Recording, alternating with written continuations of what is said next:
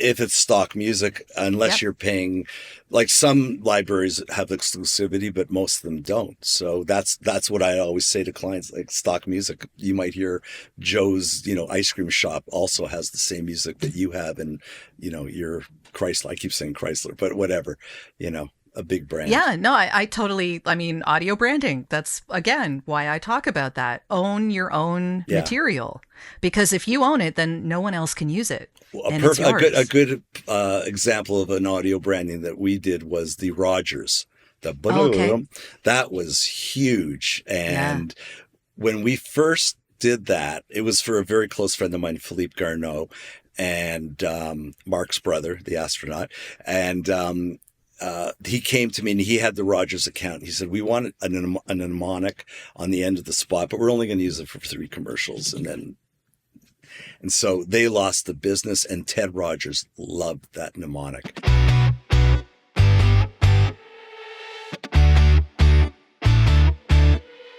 Welcome to Audio Branding, the hidden gem of marketing.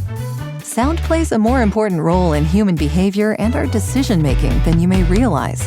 In this podcast, I'll help you understand the art and science of sound so you can better influence others in business and your life. I'm your host, Jodi Krangle. Let's delve a little deeper.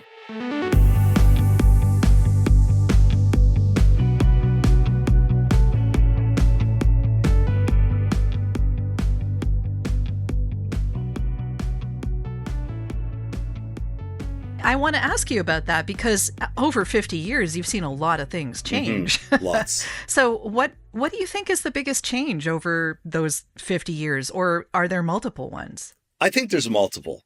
Uh, Okay. I think this was another question they asked, actually, Oh, really? but it's good, so Okay. I'm kind of prepared. Uh, One of the main things that I remember changing a lot was when Napster came along, Oh, because yes. I felt like back then we would do one demo. We would present one demo of the music, and if they liked it, which they usually did, great. And if they didn't, we would write another one.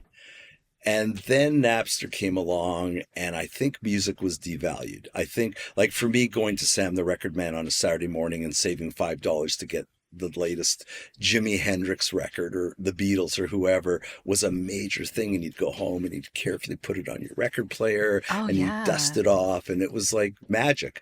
And then Napster comes along, and people could download 100 songs in an hour. And I just felt that it, well, the way I noticed it was all of a sudden we were expected to do 7 or 8 demos, because that's what they were used to, like pulling music down all night long and hearing their stuff. And so that kind of was a drag that now they paid for the demos, but not enough. And these guys would work their asses off, my composers, for 3 or 4 days, writing the best they could write, and many, many great tracks. And then, but only one would get chosen, and the rest would go in a library. And a lot of those just kind of died. Yeah, I totally So get for it. I me, had a songwriting website on the internet right when Napster started. oh, So I saw that whole thing go down yeah, too. yeah, Yeah. This is like pretty early yeah, on. And yeah, songwriters, oh my God, they got like just yep, decimated. Anything they were going to make was yep. just like suddenly, Royalties were disappearing. Yeah. yeah, And I it's crazy. insisted, when I have 2 daughters, they're, now 30, soon to be 36 and 31. I always insisted that I paid for it, but they buy the music off of iTunes. I never, ever wanted them to be downloading music, because a lot of my friends are musicians, and just out of respect for the industry I'm in. So that was one big thing for me, and very noticeable. Um, Obviously digital was a big change, because everything became much, I guess, easier, because we used to go in for recording sessions, and we would bring boxes of quarter-inch tape with all our sound effects, and we would create it in the studio, and our sessions would be like 14 or 15 hours long. I'd be there till 3 o'clock in the morning, never saw my family. we came out with great stuff, but it took a long time. Then when digital came in and samplers, we could then all of a sudden sample all that, create it all at our studio or in our offices and bring it and then just transfer it in the studio. And it was better because we were able to then all of a sudden we were sampling and creating abstract, not the obvious stuff. That was the tool that allowed us to start doing that instead of just running backwards tape and those typical Beatle techniques. George Martin. So it wouldn't take you 13 hours to make then a all of a couple sudden, of songs. It would, jingle like soundtracks. It would be like, a typical session would be 5 or 6 hours all of a sudden, which was great. And then we were doing 2 a day, so it still was a lot of long hours. Yeah, it's funny how they just expect you to do more for less money. Well, that's Yeah, the other exactly. thing is like everything changed with digital because the editors were no longer cutting on flatbeds. They got the Avid, which was the first tool for them to sample all the film footage in and then cut on a computer. And that sped up all the schedules because clients in the old days, old guy talking, would come into the editor's suite and it would be on a flatbed and they'd go, I don't love the edit. They'd have to come back. He would need to find more footage. Weed through it all and then splice it and whatever they did. And it would take them a day. When the Avid came, he go, no problem. I mean, it was all just, and all of a sudden they changed it on the spot and they were putting supers on and they were seeing, final commercials basically right in front of their eyes, which that kind of trickled down to us and they were expecting the same from us. So schedules really tightened up. When we would get maybe a week to write, we would have a day sometimes or less. So that was a big deal in a very positive way and in a negative way. I think the digital thing, I'm not an audiophile where I, appreciate the sound of a record over the sound of digital. I mean, I know there is a more warmth to it and all that, but It gives you more access to more stuff, though. digital. Yeah. Yeah. Oh God. Yeah. Yeah. I mean, you can pull, Napster taught us. Yeah. You can now pull almost everything from Spotify, my Exactly. God, or YouTube. Yeah. I still buy from iTunes to this day. I have a Spotify account and I use it, but if I want to make my own playlist on a different platform, I will buy it on iTunes. And plus, as a drummer, now I have the tools, well, not just me, but there's a piece of equipment called the EAD10, which it mics your drums and it allows you to play along with music. And I can actually pull out the original drum tracks and then replace them with if you look on my Facebook, you'll see drum videos where I've done lots of drum videos where I've done that. Very cool. So that's really cool. And here I go. I go off on these tangents. What was I talking about? You know what? It's totally fine because I want to move on to something else, which is kind of the elephant in the room, which is AI, which of course you are not having to deal with now, well, but you probably had to deal with at the end. I am dealing with it because because I've retired from the commercials, but I'm still doing films. Okay. I'm working on a new film with Ron Mann, who's a documentary filmmaker. I do all his films, and it's about Clairtone. Do you remember the stereos in the 60s? They look like space age, like they had round speakers and these beautiful cabinets, very kind of postmodern or Danish look to them. Sure. And so it's a documentary on Clairtone, and it was two brothers, Canadian guys, that invented them and came up with the idea. And the sister, the guys that invented are dead, but their sister's still alive. So she's the one on camera telling the story. And Ron had her in the studio for I don't know how many days shooting her, but then there was some narrative that she was also doing, and we AI'd her voice because we couldn't get her back. Nobody would know. There's no way. Does she know? Course. We got her permission. Okay. Yeah. Okay. Yeah. Consent was given. That's good to know. 100%. Okay. So, recently, and one of my last things I did in advertising, I've done all the IKEA radio commercials with that weird Swedish guy that's got the core. Okay, so yeah, for I remember 20 him, yes. years of that, me and Jonas, his name's Jonas, and we've done probably 800 commercials together. And there was something recently in my last few days where there was a case study video for an advertising agency. The agency that has IKEA needed to put in some lines, and Jonas wasn't available. He lives in LA, and we phone patch him. So we asked his permission, and we AI'd his voice, and it worked out really well. Nobody would know. I know the difference because I just know, but you wouldn't know the difference. I don't think. Has it been used in any other way that you're from and Jonas was paid for that, and he's aware of it. Yeah. I'm assuming consent was given again. Always. It sounds like you're on top of all that. Always, so always, yeah, I I'm not worried about that. I insist on it. Yeah. Does AI ever get used in the creation of or the initial thoughts of an advertising campaign? I think yes. Do they ever? I think not in advertising agencies, and I think this is a big thing for advertising. I think they're scared.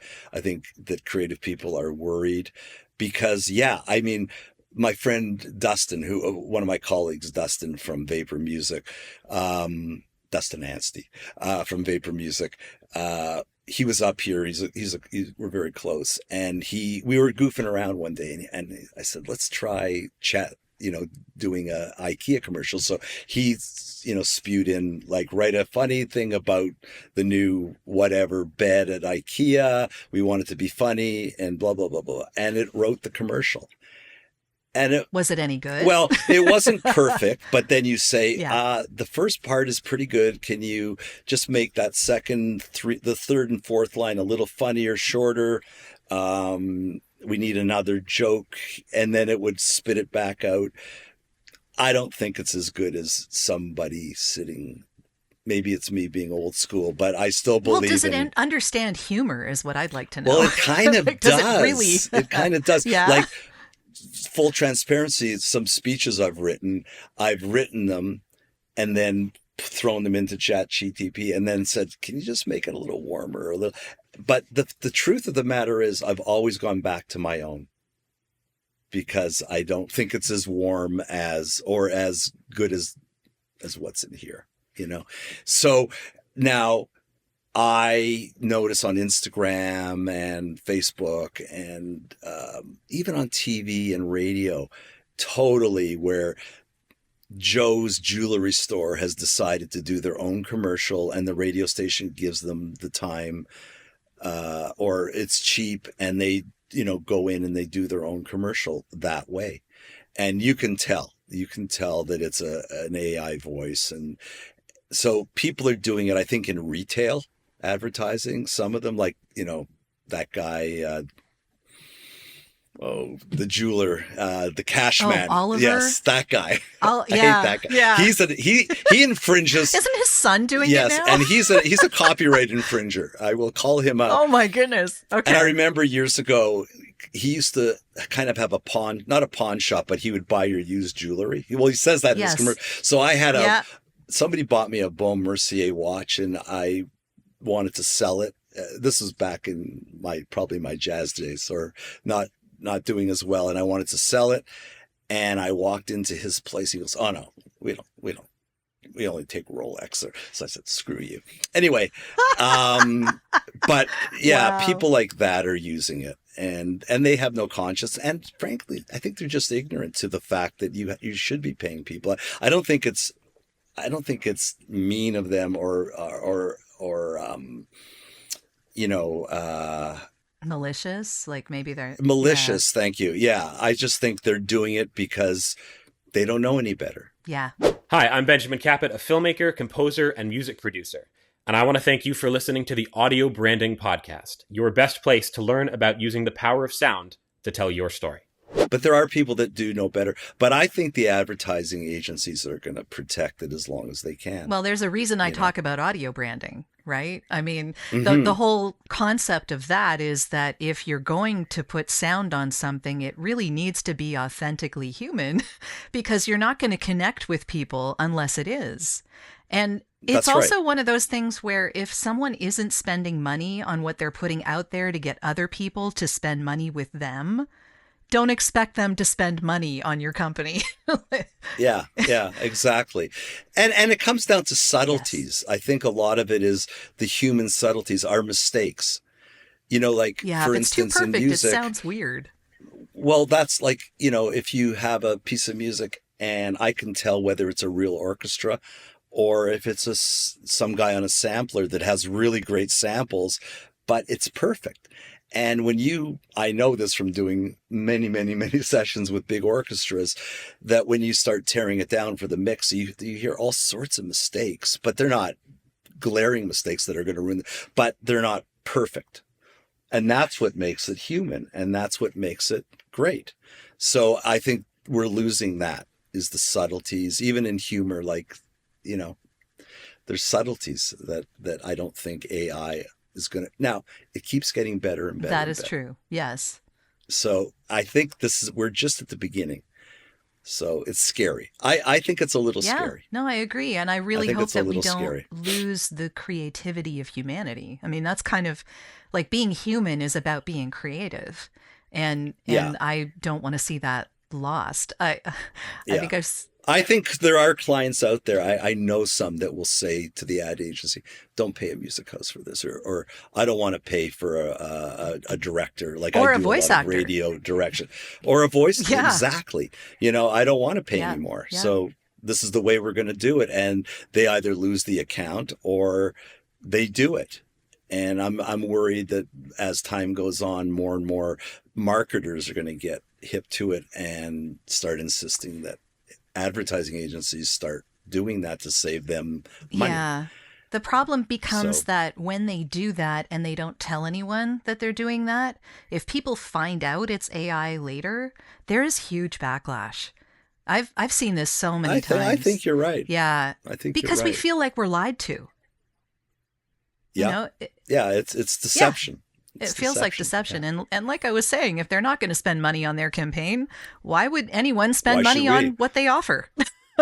Yeah, exactly. I like your thinking. I mean, I'm a voice actor. I'm like right in the middle of this.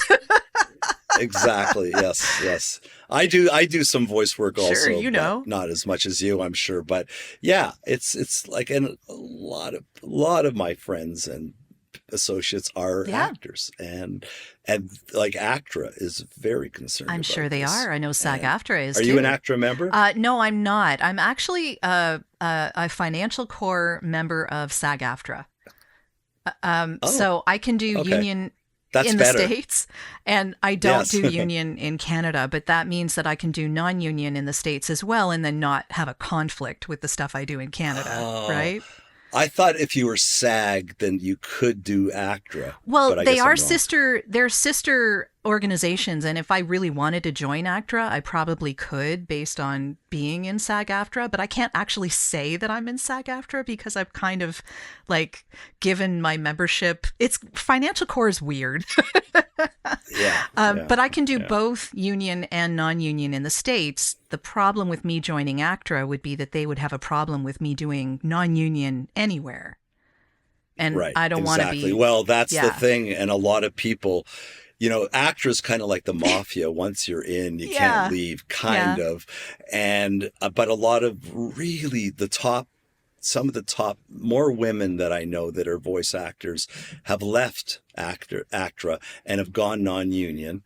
They felt they were going to make more money because, again, there are advertising agencies that have stopped being ACTRA signatories. And so... I think ACTRA had no agreement with anyone in the advertising world. They had, but then they went to... 2 years. Yes, that's right. And it was bad. And what's her name? The president now. I work with her all the time. Oh, my God. Yeah, I'm not sure because I'm not a member. It will come to me. Yeah, she's really fighting hard for it and trying to bring some sanity back to the whole thing. as a director, because I do a lot of voice directing. Well, I did. I'm not going to do as much anymore. But the pool of talent to me was all ACTRA. I was familiar with all the ACTRA people and or celebrities. And then I'm being told, no, you have to go non-union for big accounts, like really big corporate accounts.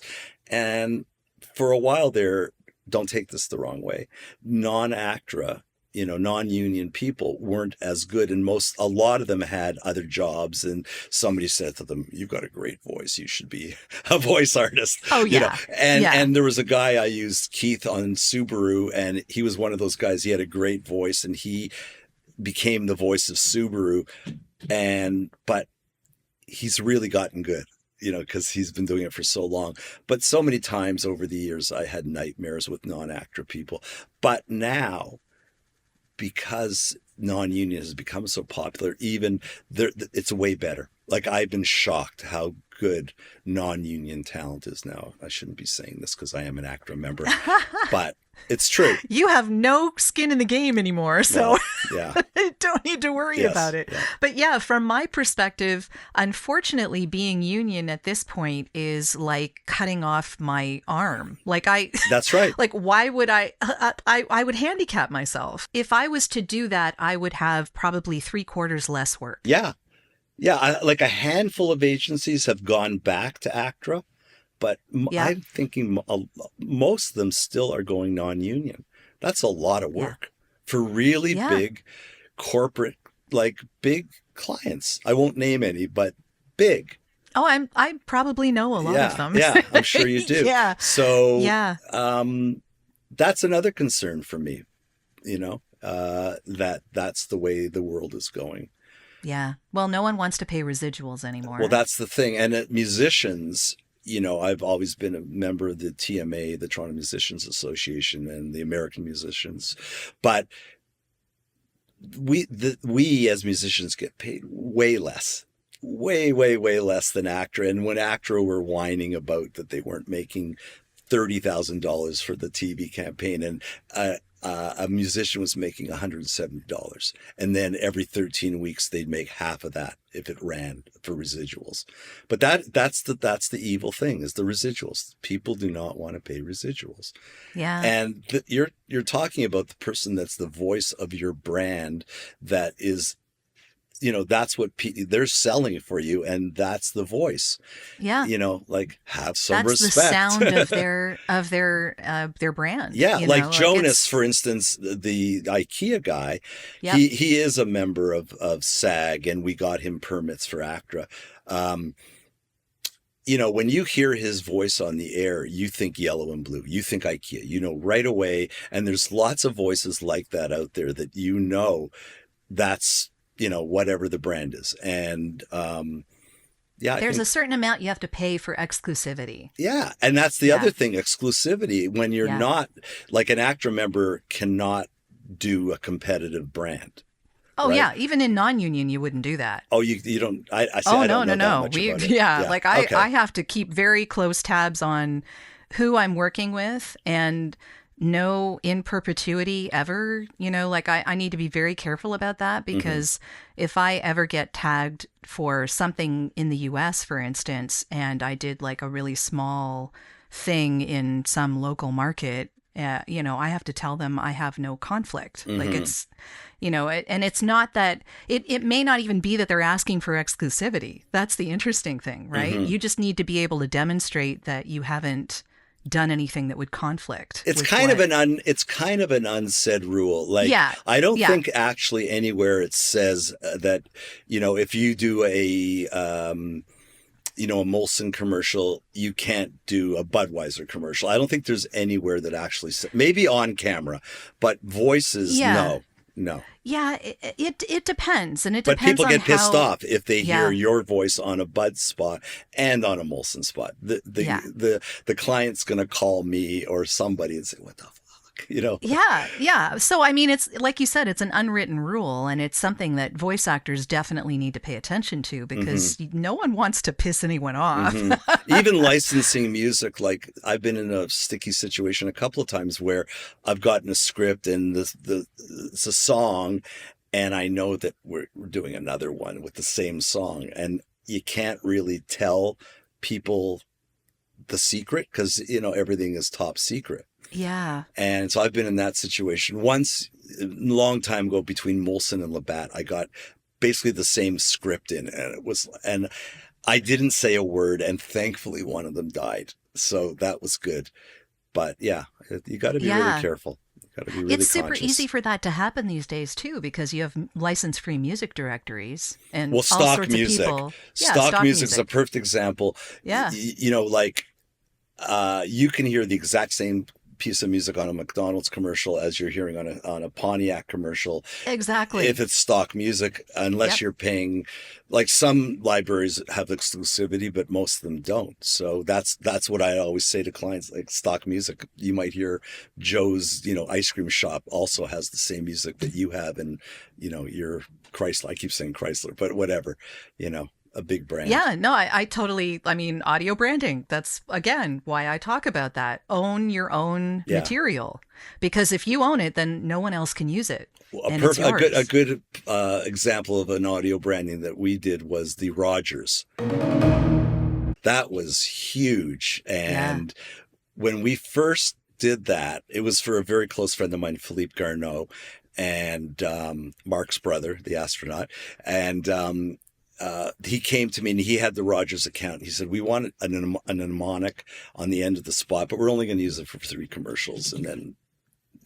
And so they lost the business, and Ted Rogers loved that mnemonic. So then all of a sudden he insisted it be on every Rogers commercial, like McLean's magazine. If they were doing a commercial, radio commercial, you'd hear that at the end of them. Oh, good for him. When you opened your phone, if you were with Rogers, your flip phone, you'd hear the diddle-diddle-dum.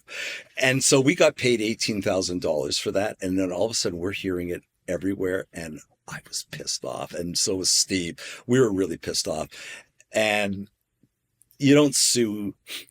You're crazy to go sue an advertiser. Like, you just don't, because that would be your reputation, and nobody would want to work with you again. So I always thought, okay, this will be our retirement plan. When we retire, we'll sue Rogers for the money. Anyway. Is that imminent then? Well, no, because that plan didn't sound like a great idea. Okay. So it just got so bad for us that I said, you know what? And I knew Ted loved it. This is when he was still alive. And I said, I'm calling him and I'm going to reason with him. And that's exactly what I did. I called Rogers. I said, can I speak to Ted Rogers, please? And they said, sure. And they transferred me to another place. Ted Rogers, please. And I got transferred 2 or 3 times thinking, oh, wow, they're really going to put me through to And then all of a sudden, this guy, Steve Graham, comes on, who I'd worked with a million times. He was the head client at CIBC and at AT&T and Quest Trade. He moved around. A very good, marketing guy, CMO. And it was all of a sudden I'm talking to Steve Graham, and I went, oh, okay, good. And I said, hey, Steve, can I have lunch with you? I'd love to talk to you about something. And he really wanted to know what it was. And I told him, and he asked me what my number was, and I told him, and then he gave me his number, and I laughed. I said, come on, Steve, that's ridiculous. And he said, well, let's both think about it for a week and talk again.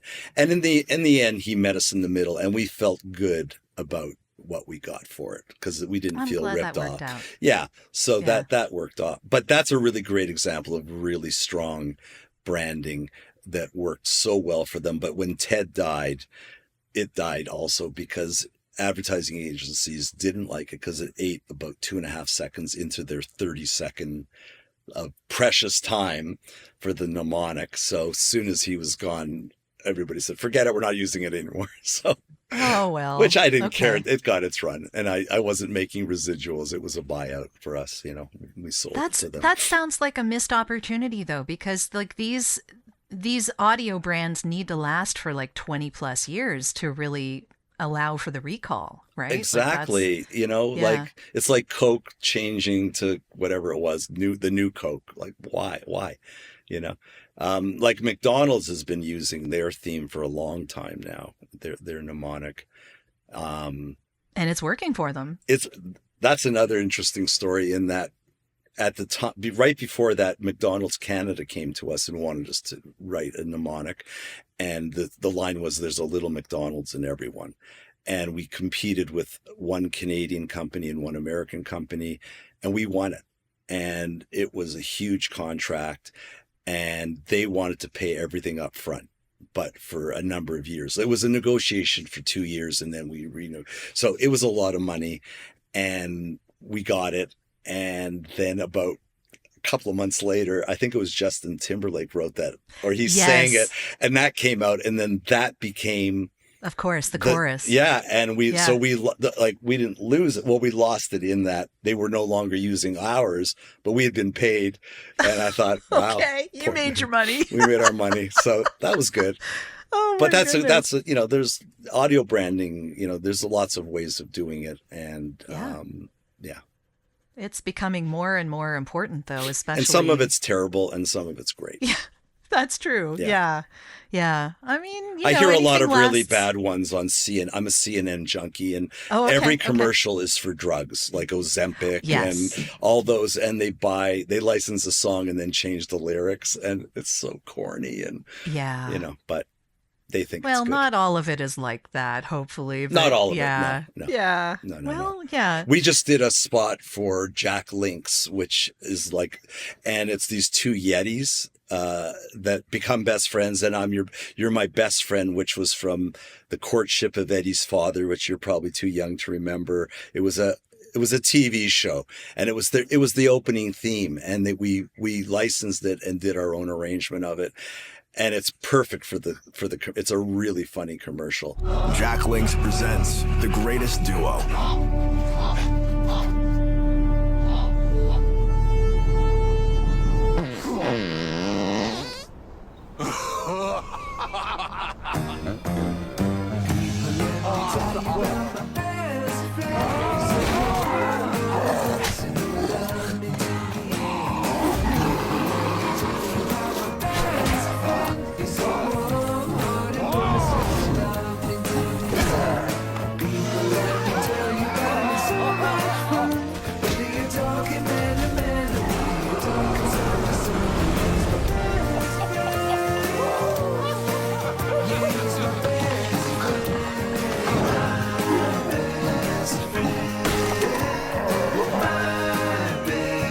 There's nothing like a great duo. 2 flavors, 1 bag. New Jack Link's Duos. And so I just did one just recently, and I did another one for Lay's. What was the song now? It's on TV right now. Anyways, it was, so they still do it, and we still do it, but we try and do really good versions of them, That's so much fun. Yeah. It must be a really interesting thing to end all of that on. Yes. Yeah. That was my very last recording session. Oh, really? Was the okay. Jack Link's. Yeah, okay. That was the last one. That's a pretty iconic And I had brand. already officially retired, but I came back to finish it, because the creative director had actually pulled the job from a different music house and wanted me he didn't think I was still working when he called me to say, hey, who would be a great composer? I said, well, I'm still doing it, man. I'm not a composer, I'm a producer, but I said, we can do it. And so they fired the other place and brought it to us. So I felt obligated to come to that session. Of course. Well, if they specifically wanted you. Yeah, exactly. Yeah. And it was a great session to end on. Oh, that's great. Yeah. So what are you working on now? Or you're doing film and documentary work? Is that the thing? Yeah. Well, right now I'm doing Ron's new movie, Clairtone. And I do the IOFA with Aaron Starkman podcast. Yes. And that's it right now. That's okay. You get to relax. I get to relax. The movie Drive Back Home, the Alan Cumming movie, is so good. It's a beautiful film. And I'm hoping that will bring me some work. I don't know. Do I really want to work? I'm doing Clairtone right now, and I had to brief the sound editors and everything the other day, and I was like, oh, do I really want to? But then once I get into it, I go, yeah, I love this. So I don't know. I don't know what else. I'm very open. 2 very close friends of mine own their own advertising agencies. One is Courage Advertising, the other one's Rethink. Well, Aaron Starkman, the guy I do the the podcast with. He's one of the owners of Rethink, and they've both said to me, will you come back and do, if we have something really special? And I said, yeah, I'll do it. So, well, there you go. I'll get pulled back in for the odd thing, I'm sure. That's okay. I think that you have a lot to offer. As long as it's fun. As long as it's fun. Yeah. Well, you get to make your own deals now. Like you can do what you want to do now. There's nothing wrong with that at all. And maybe more of these things. Like, honestly, this is the first time I've been on a podcast. Well, you're doing I've great. been interviewed. Thank you. I've been interviewed on TV many times and radio, but I've never done a podcast. So, thank you. Oh, well, thank you. Yeah. I love having these detailed conversations and specifically around sound, because I think it influences us in so many ways, especially in advertising. And you know a lot about that. So I'm really glad that, I do. that we got a chance to talk about that. Thank you so much. Yeah. Oh, you're welcome. Is this over? Did an hour go by? Oh yeah. Holy over moly. an hour. Yes. Oh, I'm in shock. Yeah. Wow. We just talked. Okay. Well, I could talk a lot more, but That's okay. We'll save that for part 2. Okay. Well, thank you so much for having me on this show. I was very excited when you contacted me. Thank you so much for doing it. Yeah, this has been a great conversation. Well, that's the end of this episode. Thanks for listening. And if you like what you heard, why not tell a friend about this podcast? It's available in all the usual locations. Until next time,